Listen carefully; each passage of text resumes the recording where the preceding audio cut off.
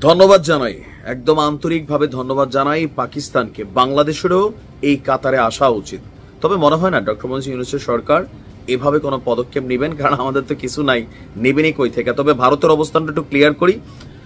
ভারতের এই বিজেপির মোদীর সরকার, তার বন্ধুত্ব টার্গেট সবকিছুই হচ্ছে, আপনি দেখবেন যে অ্যান্টি ইসলামিক যেই অবস্থানগুলো আছে, যে রাষ্ট্রগুলো তাদের সাথে নেহুর পক্ষে কথা বলছেন, সেখানে তাদের দেশের মানুষ কাজ করছে, বিভিন্ন জায়গায় নাকি তাদের বাহিনীও আছে।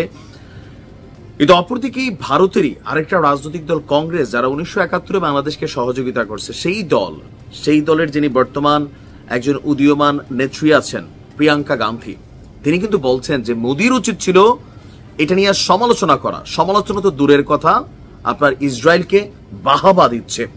তো পাকিস্তানের অবস্থান কি? তার মানে ভারতের সবার অবস্থান কিন্তু ইসরায়েলের পক্ষে না, বিজেপির শুধু। দর্শক, ইসরায়েলের সাথে সম্পর্ক ছিন্নের আহ্বান পাকিস্তানের। ইরানের সাথে চলমান এই যুদ্ধের মধ্যেই ইতিমধ্যে আরব রাষ্ট্রগুলোর মধ্যে বিভিন্ন অ্যাক্টিভিটিস দেখতে পাচ্ছি। তবে এর মধ্যে সবচেয়ে আগে এগিয়ে এসেছে পাকিস্তান। এমনকি যেই ঘোষণা দিছে, আমার তো ভয়ই লাগে যে কখন পাকিস্তানরই উল্টা টার্গেট করে বসে ইসরায়েল, এবং ইসরায়েলের সে সক্ষমতা আছে পাকিস্তানে হামলা চালানোর। কেন? ইরানে যদি চালাইতে পারে তাহলে পাকিস্তানেও পারবে, বর্ডার কাছাকাছি। তবে পাকিস্তান এই বিষয়গুলোকে ভয় পাচ্ছে না, উল্টো ইরানের সাহস যোগানোর জন্য আপনার খুবই কঠিন এক ভাষণ দিয়েছে পাকিস্তান, যেটা দেওয়ার দরকার ছিল সৌদি যুবরাজের। আমি মনে করি সিরিয়াসলি, ট্রাস্ট মি, ইরানের প্রতি পূর্ণ সমর্থন জানানোর পাশাপাশি একই সঙ্গে বিশ্বের মুসলিম দেশগুলোকে ইসরায়েলের বিরুদ্ধে ঐক্য গড়ে তোলার আহ্বান জানিয়েছে পাকিস্তান। পাকিস্তানের জাতীয় পরিষদে বক্তব্য রাখতে গিয়ে পাকিস্তানের প্রতিরক্ষা মন্ত্রী খাজা আসিফ, খুবই সাহসী একজন ব্যক্তিত্ব, তার বক্তব্য, আমরা ইরানের পাশে আছি এবং তাদের স্বার্থ রক্ষায় প্রত্যেকটি আন্তর্জাতিক মঞ্চে সমর্থন জানাবো। তিনি বলছেন, ইরান, ইয়েমেন এবং ফিলিস্তিনকে লক্ষ্যবস্তু বানিয়েছে ইসরায়েল। যদি মুসলিম রাষ্ট্রগুলো এখন ঐক্যবদ্ধ না হয় তাহলে প্রত্যেককেই একই পরিণতির মুখোমুখি হতে হবে। বিশ্বের সকল মুসলিম দেশকে অবিলম্বে ইসরায়েলের সঙ্গে কূটনৈতিক সম্পর্ক ছিন্ন করার আহ্বান জানিয়েছে পাকিস্তানের এই মন্ত্রী।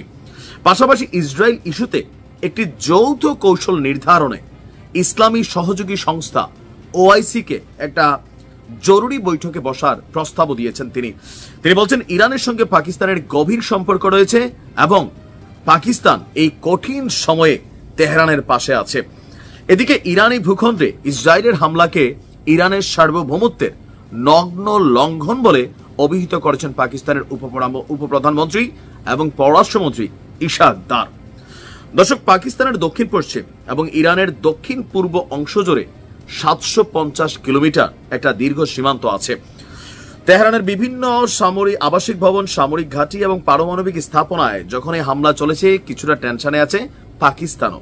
তবে আমার মনে হয় এই ডিপ্লোম্যাটিক শব্দটব্দ বাদ দিয়া পাকিস্তানের উচিত, যদি প্রকৃতপক্ষে ইরানকে সহযোগিতা করতে চায়, ইরানের পাশে গিয়ে দাঁড়ানো। কিন্তু এটা এত সোজা না।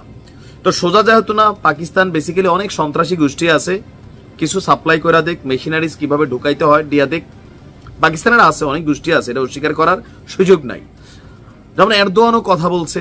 এখন আলাদা আলাদা ইসরায়েলের বিরুদ্ধে লড়াই করতে গিয়া ইতিহাস সাক্ষী, ইসরায়েল এখানে আসন গাড়ার পর আরবদের সাথে কিন্তু দুইটা যুদ্ধ হয়েছে।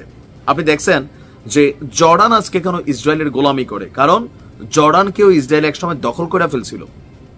এটা কিন্তু বাস্তব। পরে জর্ডান তৎকালীন সময় মাফটাফ চাইয়া নিজেদের মাটিকে পুনরুদ্ধার করছে। একটা চুক্তি হয়েছে যে জর্ডানের সীমা ব্যবহার করে কোনো দেশ ইসরায়েলে আক্রমণ করতে পারবে না, জর্ডান এটাকে ঠেকাবে। আর জর্ডানে আমেরিকার সামরিক ঘাঁটিও আছে। সো দরকার হচ্ছে এই রাষ্ট্রগুলোকে একত্রিত করা। আলাদা আলাদা ইসরায়েলের আগে এর আগেও ইসরায়েলের বিরুদ্ধে যে দুইটা যুদ্ধ হয়েছে আরবদের, সেখানে পরাজয়ের মেইন কারণটাই ছিল সবাই আলাদা আলাদা লড়াই করছে, বাট একত্রিত লড়াইটা করতে হবে। দেখা যাক কি হয়। ভালো থাকুন।